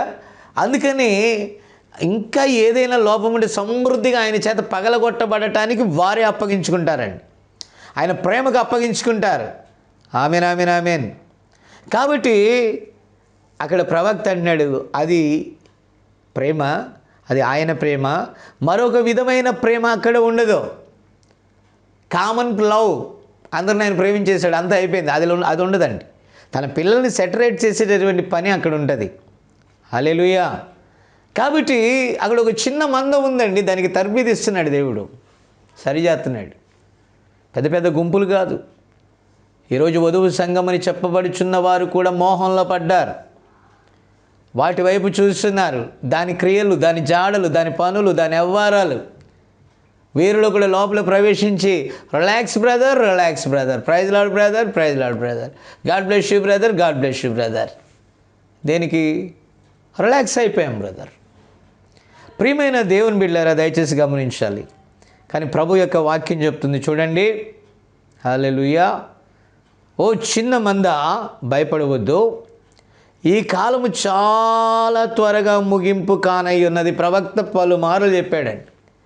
ఈ కాలము, ప్రవక్త రంగం మీదకి వెళ్ళిపోయి కూడా ఒక తరము కాదు, గతించిపోయి 5 దశాబ్దాలు, అంటే 40 ఏళ్లకు ఒక తరం దాటిపోయింది. ఇంచుమించుగా అనేక సంవత్సరాలు దాటుకొని సంఘం బయటకు వచ్చింది. ఈ 5 రకాల పరిచర్యల ద్వారా ఇంకా అది అలాగిన బ్రతికించబడతా ఉంది. అందులో కూడా తప్పుడు బోధలు వచ్చేసినాయి. 3000కు పైగా తారుమారు బోధలు ఉన్నాయని ఎవరో ఒక సేవకుడు చెప్తే నేను విన్నాను. ప్రియమైన దేవుని బిడ్డలారా, ఇక్కడ చూడండి, గందరగోళాలు బోళన్ని ఉన్నాయి. ఈరోజు ఒకే ఒక నమ్మకం, ఒకే ఒక ధైర్యం మనకుంది. అదేంటంటే వధువు మోసపోదనేటటువంటి ఆ గొప్ప మాట మనల్ని ధైర్యపరుస్తుందండి. ఎందుకంటే గొర్రె పిల్ల యొక్క జీవగ్రంథంలో ఆమె ఉంది కనుక ఆమె ఎన్నటికీ మోసపోదు. గ్లోరీ. ఆ ధైర్యమే ఇంకను ఆ జీవము గల ఆ చిన్న మందను ధైర్యపరుస్తూ ఉంది. అందుకన్నాడు, చిన్న మంద భయపడవద్దు. చాలా ముగింపుకు మనం వచ్చేసామండి. మళ్ళా సంఘకాలాలలో సుదీర్ఘ కాలాలు ఉన్నట్టుగా ఈ లౌదికీయ తర్వాత చాలా సుదీర్ఘకాలం ఉందని భ్రమలో పడుట కంటే సమయం ఎక్కువగా లేదని సంసిద్ధులగుట మంచిది. ఓకే. కాబట్టి పిల్లలు ఇక్కడ చూడండి, ఏ విధముగా ఆ గురుగులు కలిసి కట్టలు కట్టబడుచుండునో, మరియు ఏ విధముగా 3 పేటల త్రాడు సులభముగా తెగిపోదో, ఆ విధముగానే వారు అమోఘమైన రాజకీయ శక్తిగా. అర్థమైందా? అలాగే ఆత్మ సంబంధమైన, లేకపోతే సాతాను సంబంధమైన, మత సంబంధమైన శక్తిగా, ఒక భౌతిక శక్తిని వారు కలిగి ఉన్నారు. వారి శక్తి వేరు, వారి ఎనర్జీ వేరు, వారి పవర్ వేరు. ఈరోజు ఈ జాడలు కనుక వధువులో కనబడితే మరి ఎలాంటి ఆలోచన చేయకుండా అక్కడి నుండి బయటికి రావటం మంచిది. దయచేసి గమనించాలి. నీవు చూడండి, వాక్యపు వెలుగులో పరీక్షించి చూసుకోండి. నీ ఆత్మకు, ప్రవక్త అన్నాడు, నీ ఆత్మకు ఎక్కడ శ్రేష్టమైనదిగా కనపడటలేదో అక్కడ నువ్వు ఉండాల్సిన పని లేదండి. నీ ఆత్మకు ఎక్కడ సరైనటువంటి పోషకత్వం దొరుకుతుందో అక్కడికి వెళ్ళుట మంచిది కదా. మనము ఆ సంఘశాఖలను విడిచి రావటం కాదు. ఈ కలుషిత మిక్స్డ్ జనరేషన్ ఒకటి ఉంది ఇప్పుడు. ఇది మిక్స్డ్, 3 కలిసినాయి ఇది ఇందులో కూడా. అదేంటంటే ఆర్సియం, ప్రొటెస్టెంట్, ఈరోజు వధువు, ఈ 3 కూడా ఏకమవుతున్నట్టుగా ఉన్నాయి. అయితే ఇది నిజమైన వధువు అయితే వాక్యములో ఏదైనా తేడా ఉంటే దాన్ని పట్టుకొని బయటకు వచ్చేస్తుంది. నేను ఎందుకని ఈ మాటలు చెప్తున్నానంటే దీనిలో కూడా రకరకాలైన బోధలు వచ్చేసాయి. కాబట్టి ఇలాంటి గలిబిలి వాతావరణంలో ఉండుట కంటే వాక్యముతో నిలబడుట మేలు. ఆమేన్. కాబట్టి ప్రియులారా, ఎందుకనంటే ప్రవక్తే చెప్తున్నాడండి, నా మాట కాదు, క్రీస్తు యొక్క పెండ్లి కుమార్తెను నాశనము చేయటానికి వారు వెతుకుతారు అన్నాడు. అర్థమవుతుందా? మీరు అర్థం చేసుకుంటున్నారా? వారు అందుకే వెతుకుతారని అంటున్నాడండి. ఆమె బాధపడుతుంది, అయితే ఆమె సహిస్తుంది. భూమిపైకి వచ్చినటువంటి వాటిని గూర్చి భయపడవద్దు. ఎందుకనగా ఆయన తన వారిని అంతము వరకు ప్రేమించెను. యోహాను 13:1. దేవుని ప్రేమ నీకుంది. ప్రేమ ఉన్నది గనుకే నీకు ఎక్కడ ఆహారం ఉన్నదో అక్కడ వెళ్ళమని దేవుని ఆత్మ నిన్ను ప్రేరేపిస్తూ ఉంటుంది. కాబట్టి పిల్లరా, మీరు దయచేసి వినండి. ఆసక్తి కలిగి మారు మనసు పొందుము, ఇక వేరే ఛాన్స్ లేదు. ఈ అబద్ధ సంఘము ఆసక్తి కలిగి ఉన్నది, అందుని గురించి ఏ పొరపాటు లేదు. ఆమె యొక్క ఆసక్తి అక్షరార్థముగా అయినటువంటి యూదుల వంటి వారు ధర్మశాస్త్రాన్ని ఎతికారు, అయ్యి ఎతికారు, ఈ ఎతికారు, కానీ క్రీస్తుని కనుగొనలేకపోయారు. ఈ సంఘ శాఖలు కూడా బైబిల్ అంతా వెతుకుతున్నాయి. ఈ గడియ వర్తమానమును, ఈ కాలపు ఏలియాను వారు పట్టుకోలేకపోయారు. దయచేసి గమనించారా? కాబట్టి కాలాలు మారిన పరిస్థితులు అలాగే ఉన్నాయి, చూసారా? కాబట్టి ఇక్కడ అంటున్నాడు, నీ ఇంటిని కూర్చిన ఆసక్తి నన్ను భక్షించుచున్నది. అయితే ఇక్కడ ఎలాంటి ఆసక్తిగా వారు మార్చుకున్నారు? తప్పుడు ఆసక్తి, వారి స్వంత ఇంటి భవనములు కూర్చిన ఆసక్తి. వాక్యం చెప్తే ప్రభు చూసావా ఆ ఇంటిని గురించి ఎంత శ్రద్ధ తీసుకున్నాడో. ఆయన బంగ్లాల కోసం ఏడవలా, కట్టబడిన యెరూషలేం కోసం ఏడవలా. ఇదిగో అంతరంగంలో యెరూషలేం, హృదయం అనే యెరూషలేం, దేవుని చేత కట్టబడినటువంటి 10,000 ప్రపంచాల కంటే గొప్పదైన ఒక ఆత్మ అనేటటువంటి గుడారమును గురించి ఆయన చింతిస్తున్నాడు. దాని భౌతికతలోనికి మార్చేసి దాన్ని వారు క్యాష్ చేసుకుంటున్నారు. అది తప్పు. వారి స్వంత మూఢనమ్మకాలు, సిద్ధాంతాలు, సంస్థాపకాలు, వారి స్వనీతి కొరకైనది, వారి యొక్క స్వంత అభిప్రాయాల కొరకు వాక్యమును వారు బయటికి నెట్టేశారండి. వారు పరిశుద్ధాత్మను పదవీ భ్రష్టునిగా చేసి, పరిశుద్ధాత్మ నాయకత్వం నుండి తొలగించి మనుషులను అందులో కూర్చుండబెట్టారు. వారు ఒక వ్యక్తిగా నిత్య జీవాన్ని ప్రక్కకు నెట్టివేసి మంచి పనులుగా దానిని తయారు చేశారు. ఎందుకంటే వారిని పొగడాలుగా, దేవునితో సమానునిగా చేసుకోవాలి వాళ్ళు. ఈ మంచి కార్యాలు చేస్తే అబ్బా ఆయన దేవుళ్ళట్టుండండి, దేవుడే, ఇంకా డౌట్ లేదు, దేవుడే అలా కనబడుతున్నాడు. క్రియల మూలముగా వారు ఎన్నైనా చేయొచ్చు, కానీ సత్యమునకు దూరముగా ఉన్న క్రియలే కావు. కాబట్టి ఇక్కడ ప్రవక్త అన్నాడు, అయితే దేవుడు మరి యొక్క ఆసక్తి కలిగి ఆ ఆసక్తి కొరకు పిలుచున్నాడు. ఇక్కడ ఆయన అన్నాడు, నేను తప్పు అని మొరపెట్టు ఆసక్తి అది. అతడు తప్పు అని ఎవరు చెప్పబోతున్నారు? ఈ సంఘ శాఖలన్నీ ఆధారపడి ఉన్నది ఏమిటి? అసలైనది వారిదేనని, మేము కరెక్ట్ అని వాళ్ళు చెప్పుకుంటున్నారంట. అది దేవునికి సంబంధించినదని, వారిదే సత్యమని చెప్పుకుంటున్నవి. చూసారా? ఇప్పుడు వారందరూ సత్యము కాలేరు. వాస్తవముగా వాటిలో ఏ ఒక్కటి సత్యం కాదు. వారు సున్నము కొట్టిన సమాధులో చచ్చిన వారి ఎముకలతో నిండి ఉన్నవారు, వారిలో జీవము లేదు, వారిలో రుజువు లేదు. ఏ సంస్థాపకములో కూడా దేవుడు ఏనాడు తనను తాను బయలుపరుచుకోలేదో. దయచేసి గమనించాలి.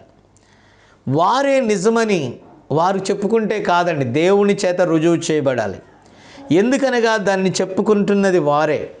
అయితే అది చెప్పుట వలన అది కాలేదండి. వారు ఎంత చెప్పుకున్నా, మేము సత్య సంబంధులు అని చెప్పుకున్నా అది సత్యం కాదు. వారికి దేవుని యొక్క ప్రభువు ఇలాగూ సెలవిచ్చుచున్నాడు అను రుజువు అవసరం, కానీ వారి దగ్గర ఆ శక్తి లేదు. విన్నారా? ఇక్కడ దీనిని గూర్చి ప్రవక్త చెప్తున్నాడు, దేవుడు అబద్ధ సంఘమును మాత్రమే మారు మనసు పొందుటకు పిలుచుచున్నాడని నేను నమ్మట్లేదు. ఆమేన్. ప్రియులారా, ఇక్కడ రాయబడిందంతా వాళ్ళ కోసమే అన్నట్టుగా మనం చూస్తున్నాం. కానీ ప్రవక్త క్లియర్గా చెప్తున్నాడు, మనకెక్కడైనా అలాంటి మిస్టేక్స్ ఉన్నాయేమో సరి చేసుకోమనేది. ఈ యొక్క వచనంలో ఆయన ఏర్పాటు నొందిన వారితో ఆయన మాట్లాడుచున్నాడు. వారిలో కొందరు పశ్చాత్తాపము కూడా పొందాలి. ఆయన బిడ్డలు అనేక మంది ఇంకా ఆ అబద్ధ సంఘంలో ఉన్నారు. ఎఫెసీ 5:14లో నిద్రించుచున్న నీవు మేల్కొని మృతులలో నుండి లెమ్ము, క్రీస్తు నీ మీద ప్రకాశించును అని మాట్లాడబడిన వారు వీరే. నిద్రించుచుండుట అనగా మృతమైపోవుట అని కాదు, మీరు మృతులలో నిద్రపోవుచున్నారు, మృతులతో నిద్రపోవచ్చున్నారు. చచ్చిపోయిన సంస్థాపక సంఘములలో అక్కడున్నారు, వారితో కలిసి వారు తేలాడుచున్నారు, మేల్కొనుము అని చెప్తున్నాడండి. నీ బుద్ధిహీనతకు నువ్వు మారు మనస్సు పొందము అని దేవుడు కేక పెడుతున్నాడు. ఇక్కడ వారి యొక్క పలుకుబడిని వినియోగించుచు వారి యొక్క సమయాన్ని, వారి ధనాన్ని ఖర్చు పెడుతున్నారు. అన్ని విధముల ఇది మంచిదే అని అనుకుంటూ నిజముగా వారి యొక్క స్వంత జీతాలు, చూసారా, జీతాలు కలిగిన సేవకులను కలిగి ఉన్నారు. ఇక్కడైతే ఏమన్నాడు, వారి యొక్క స్వంత జీవితాలు ఈ అంత్యక్రీస్తు సంస్థాపకముల కొరకు వినియోగించుచున్నారు.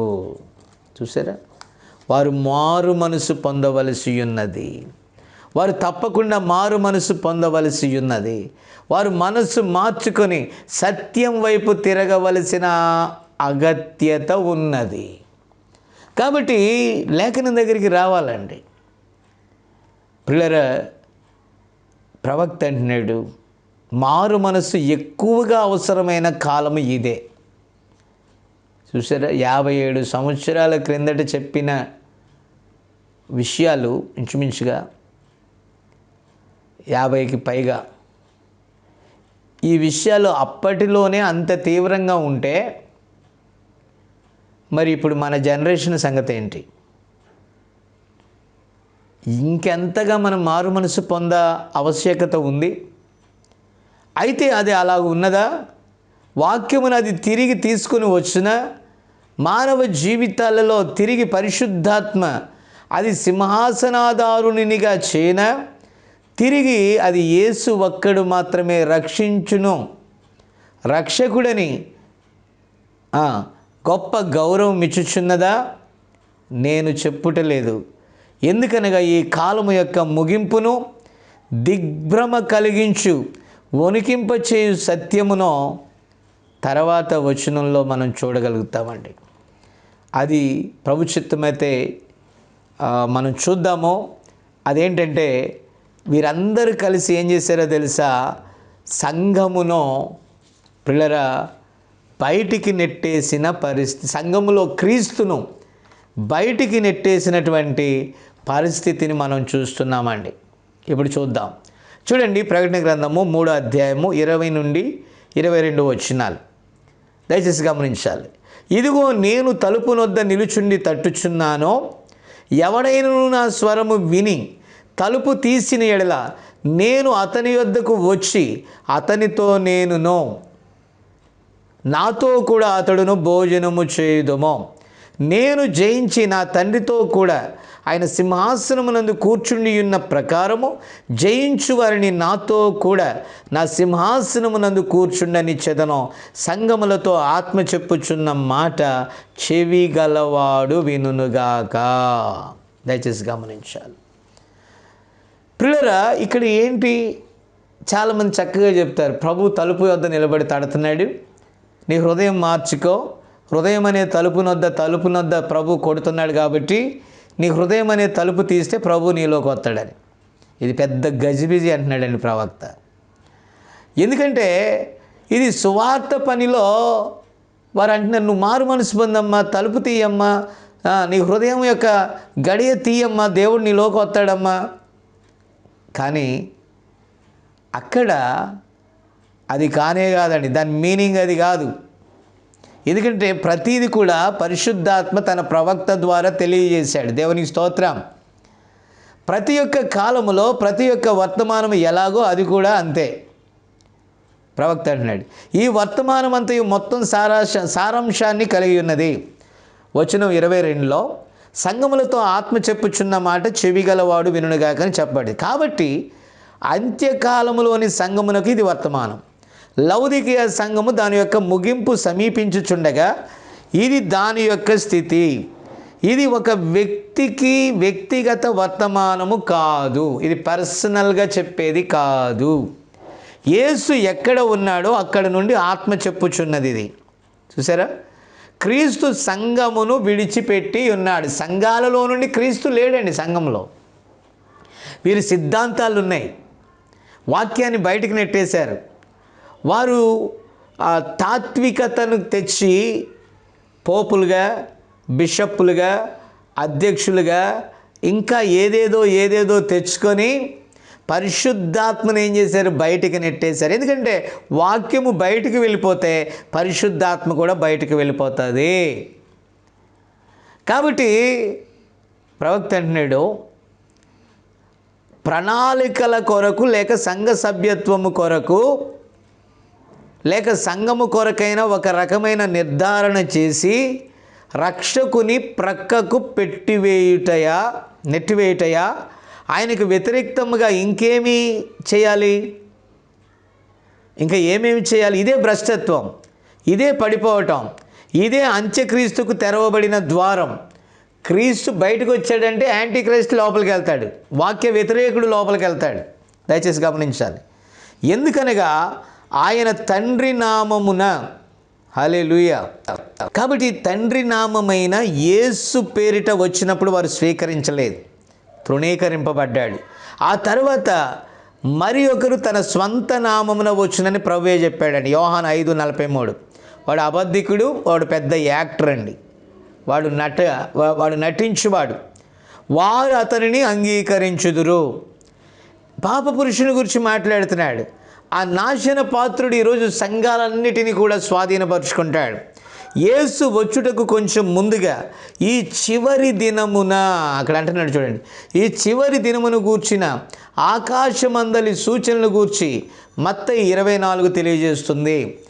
ఏ నిజమైన సత్యమును గూర్చి మనము తర్కించుచున్నామో అది ఒక రేఖాచిత్రముగా ఈ మధ్యనే నెరవేరినదని, అంటే అప్పటి పోప్ యెరూషలేమును దర్శించినప్పుడు చిత్రాలు తీయబడ్డాయండి.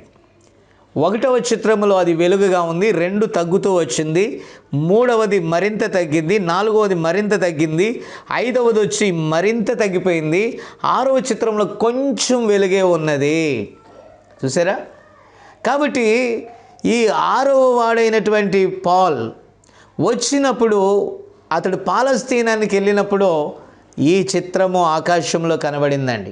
దయచేసి గమనించాలి. కాబట్టి ఇక్కడ అంటున్నాడు, అంటే మొదటి ఉన్న వెలుగు లాస్ట్కి వచ్చేలోకి నెట్టివేయబడినట్టుగా మనకు అది కనబడతా ఉందండి. కాబట్టి పిల్లరా, ఇక్కడ చూసినట్లయితే మొదటి కాలంలో దానిని మనం చూసుకుంటే అది నిండైన వలయాకారపు సత్యము గల సంఘముగా చక్కగా ప్రకాశించింది, క్రీస్తుని యొక్క మహిమను ప్రకాశింపజేసింది. నికోలాయితుల క్రియలని పిలువబడు చిన్న తప్పు వలయము నిండుటకై అక్కడ అది పెట్టబడెను. ఆ తర్వాత కాలంలో వెలుగు బంతి తక్కువగా ప్రకాశించుచున్నట్లుగా ఎంతో చీకటి దానిలోనికి వ్యాపిస్తూ వచ్చింది. వలయములో చీకటి ఎక్కువగా వ్యాపించిపోయాను. 3వ కాలంలో అది ఇంకా మరింతగా గ్రహణమైనను. 4వ కాలంలో అనగా అంధకార యుగంలో వెలుగంతా కాంతి విహీనమైంది. ఇప్పుడు దీని గురించి ఆలోచించు. క్రీస్తు యొక్క వెలుగు పరావర్తనములో సంఘం ప్రకాశించును. ఆయన సూర్యుడు, సంఘము చంద్రుడై ఉన్నాడు.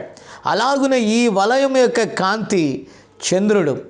మొదటి కాలంలోని నిండుతనంలోనున్న చంద్రుడు అది తగ్గిపోయి 4వ కాలంలో చీల్చిన కొయ్య అయిపోయినది. అయితే 5వ కాలంలో ఎదుగుటకు ప్రారంభించినది. 6లో పెరిగిన పెద్ద అడుగు ముందుకు వేయుటలో స్థానం తీసుకున్నది. 7వ కాలంలోని కొద్ది భాగంలో అది ఇంకా ఎదుగుతూ అది అకస్మాత్తుగా పొట్టిదిగా నిలిచిపోయినది. అసలు ఏమీ లేనంత క్షీణించిపోయినప్పుడు తద్వారా వెలుగునకు బదులుగా భ్రష్టత్వమగు నలుపైపోయినది. చీకటి ఆక్రమించుకొనుటకై కాలము యొక్క ముగింపులో అది ప్రకాశించుటకు ఆగిపోవలసి ఉన్నది. ఎందుకనగా క్రీస్తు సంఘము బయట ఉన్నాడు. క్రీస్తే వెలుగైనప్పుడు ఆయన బయటకు వచ్చినప్పుడు చీకటి కాక మరేమో ఉంటుందండి. దయచేసి గమనించాలి. ఇక్కడ ఆకాశంలో సూచన ఉన్నది. చంద్రుని యొక్క చివరి గ్రహణము సంపూర్ణ గ్రహణము. 7 పరిణామాలలో సంపూర్ణ చీకటిలోకి అది క్షీణించిపోయినది.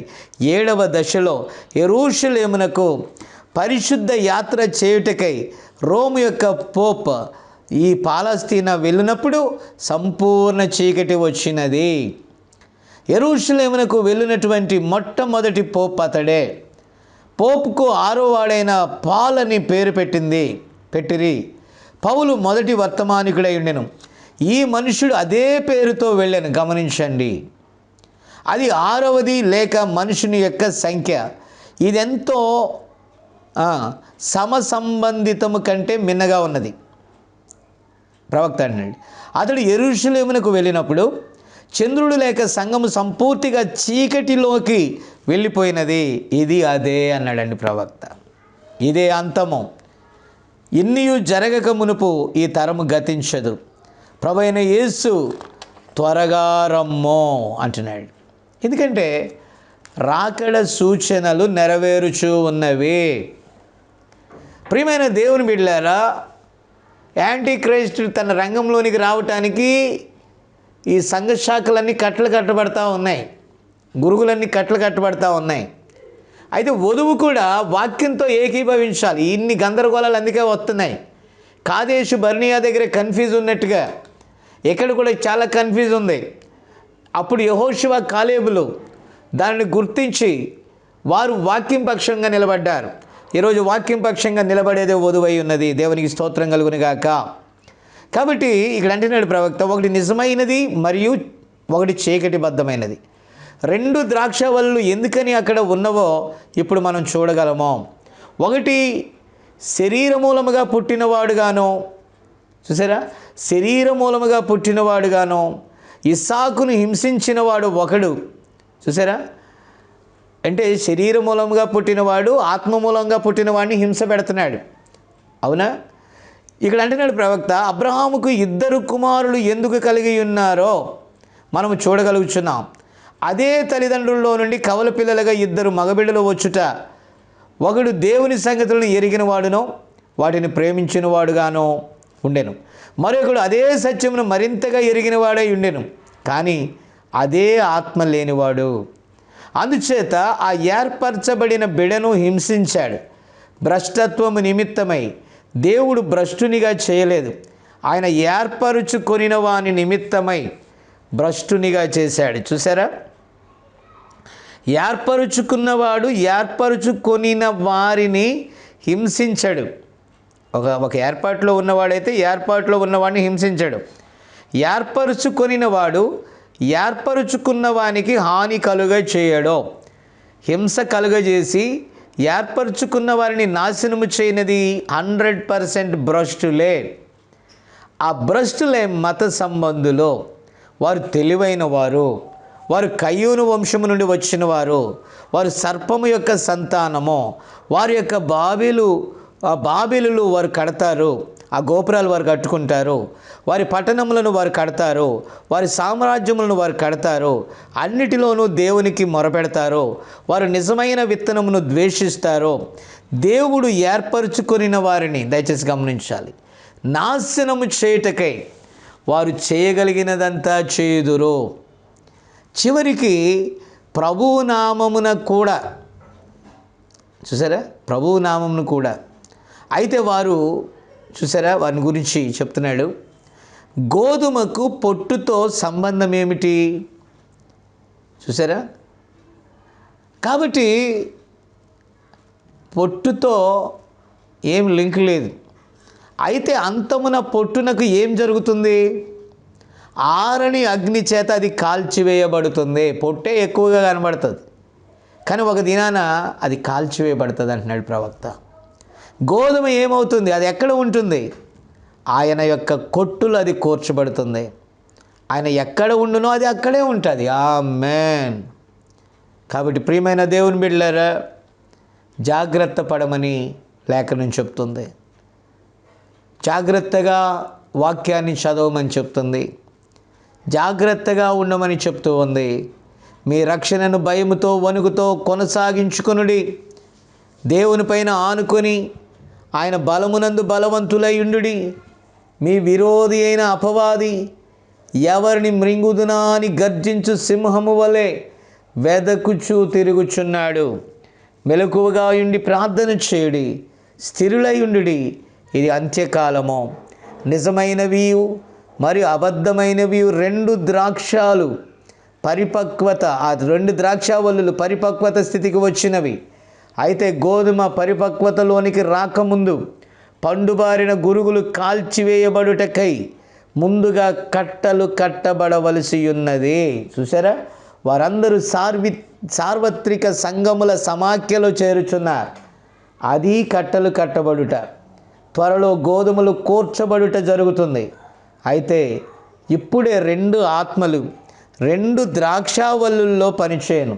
గురుగులలో నుండి బయటకు రండి, మీ ప్రభువు చేత యోగ్యత పొందుటకు, లెక్కించబడుటకు, ఆయనతో ఉండి పరిపాలించి పరిపాలనలో భాగస్థులుగా స్థానము పొందుటకు, జయించుటకు ఉపక్రమించమని ప్రవక్త కేక వేయుచున్నాడు. కాబట్టి నా ప్రియమైన దేవుని బిడ్డలారా, మనము ఒకరోజు సింహాసనం మీద కూర్చుండబోతున్నాం. మన పిలుపు వేరు, మనలోని విత్తనం వేరు, మన బ్రతుకు వేరు, మన స్థితి వేరు. అది వాక్యానుసారమైనది. మనలో క్రీస్తు పోలిక మనము చూడగలగాలి. క్రీస్తు పోలిక అంటే వాక్య స్వరూపమే. అట్టి కృపా దీవెన ఈ వాక్యమును వినుచున్న ప్రతి వధువుకు ఆయన రాకడకు ముందుగా ర్యాప్చర్లో ఎత్తబడుటకు సిద్ధపడుటకై ఇది దోహదపడునుగాక. కుడి ఎడమల దేవుని భద్రత కాపుదల మీకు తోడై ఉండునుగాక. ప్రార్థన చేద్దాం. ప్రేమ కలిగిన మా తండ్రి పరిశుద్ధుడే, యేసు నీకు స్తోత్రం నాయన. నిజముగా నీవు నీ ప్రవక్తను పంపి ఈ కాలంలో మేము ఏ రీతిగా మా జీవితాలను సరిచేసుకోవాలో, దేని మీద చక్కగా కట్టుకోవాలో నాయన, జారిన స్థితి నాయన, దారి తప్పిన స్థితి, కొన్ని పొరపాటు స్థితులు సరిచేసుకోవటానికి నాయన రంగం మీదకి పిలిచి కేకలు వేయించావు నాయన. ఇదిగో ఈ వర్తమానము మేము కేవలం చదువువారిగా మాత్రమే కాదు, బోధించువారిగా మాత్రమే కాదు, దాని ప్రకారము జీవించువారిగా మార్చమని. ఇది మా వలన కాదు ప్రభువా, మా పరుగులో లేదు, మా ప్రయాసలో లేదు, అది నీ ఆత్మ వలననే జరుగుద్దని మేము నమ్ముచున్నాం. ప్రభా, ముందుగా ఏది జరగాలని మీరు ముందుగా నిర్ణయించారో, ఏది చేయాలని మీరు సంకల్పించారో ఆ ప్రకారమే మమ్మల్ని నాయన నీ కృప ద్వారా నడిపించమని, మహిమ ఘనత ప్రభావాలు నీకే ఆరోపిస్తూ యేసుక్రీస్తు నామమున అడుగుచు ప్రార్థించుచున్నాము. ఆమెన్, ఆమెన్. God bless you, God bless you all.